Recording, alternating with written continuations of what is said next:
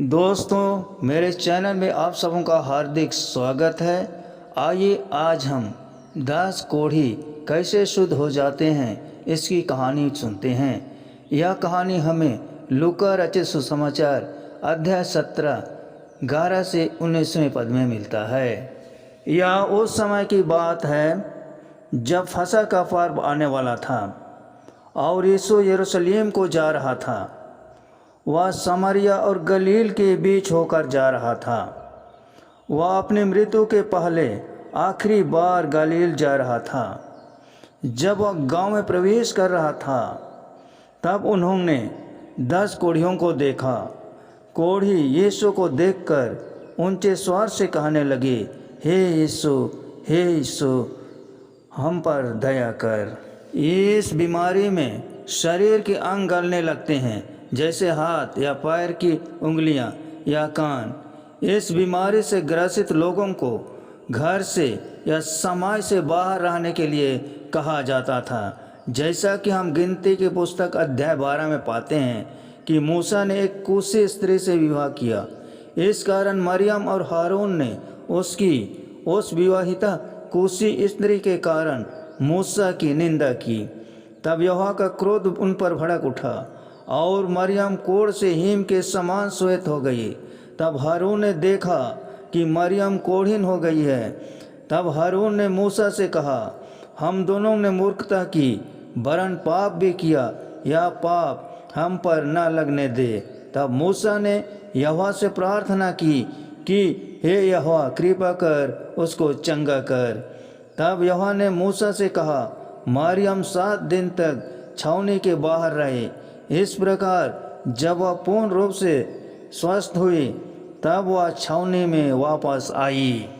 लय व्यवस्था अध्याय 13 पद संख्या 45 और 46 के अनुसार जिस किसी को यह रोग हो उसके कपड़े फटे और बाल बिखरे रहते थे और अपने होंठ को ढपे हुए अशुद्ध पुकारा करता था। वह जब तक अशुद्ध रहता था तब तक उसे छावनी के बाहर रहने का आदेश था। इस रीति से कोढ़ियों को घर परिवार और समाज से बाहर रहना पड़ता था। वे 10 कोढ़ी यीशु से दूर रहते हैं, मगर वे जोर जोर से पुकारते हैं, हे स्वामी यीशु, हम पर दया कर। तब यीशु उनसे कहता है, जाओ और खुद को याजकों को दिखाओ। यीशु परमेश्वर की व्यवस्था को मानता है, इसलिए ऐसा कहता है, क्योंकि लय व्यवस्था अध्याय 13 9 से 17 के अनुसार याजकों के पास अधिकार है कि जो कोढ़ी ठीक हो जाते हैं उनके बारे में वे ऐलान करें कि अब वे शुद्ध हैं। फिर वे लोगों की बस्ती में जाकर रह सकते थे। 10 कोढ़ियों को विश्वास है कि यीशु उन्हें चमत्कार से ठीक कर सकता है, इसलिए वे ठीक होने से पहले ही याजकों से मिलने चले जाते हैं। रास्ते में वे देखते हैं कि उनका कोढ़ ठीक हो गया है और वे एकदम सेहतमंद हैं। उन्हें यीशु पर विश्वास करने का प्रतिफल मिल गया है। जब वे शुद्ध हो जाते हैं तो उनमें से 9 अपने रास्ते चले जाते हैं, मगर एक व्यक्ति यीशु से मिलने आता है। यह एक सामरी व्यक्ति है। वह दिल से यीशु का एहसानमंद है और यीशु की प्रशंसा और धन्यवाद करता है और जोर जोर से परमेश्वर का गुणगान करता है, क्योंकि वह जानता है कि असल में परमेश्वर ने ही उससे अच्छा किया है। यीशु से मिलने पर उसके सामने मुंह के बल गिर पड़ता है और उसका धन्यवाद करता है। तब यीशु ने लोगों से कहा, क्या 10 के 10 शुद्ध नहीं हुए थे? तो फिर बाकी 9 कहाँ हैं?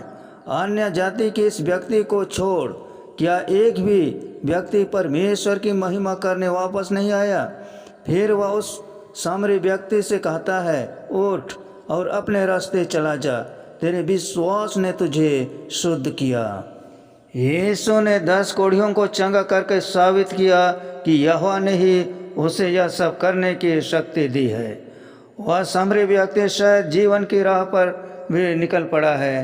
यह सच है कि आज परमेश्वर यीशु के जरिए वो चंगा नहीं करता, लेकिन अगर हम यीशु पर विश्वास रखें तो हम भी जीवन की राह पर चल सकते हैं, हमेशा की ज़िंदगी की राह पर।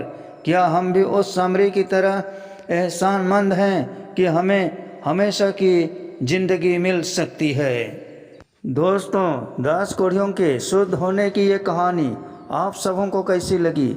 अच्छी लगी तो लाइक करें, शेयर करें और चैनल को सब्सक्राइब जरूर कर दें। धन्यवाद।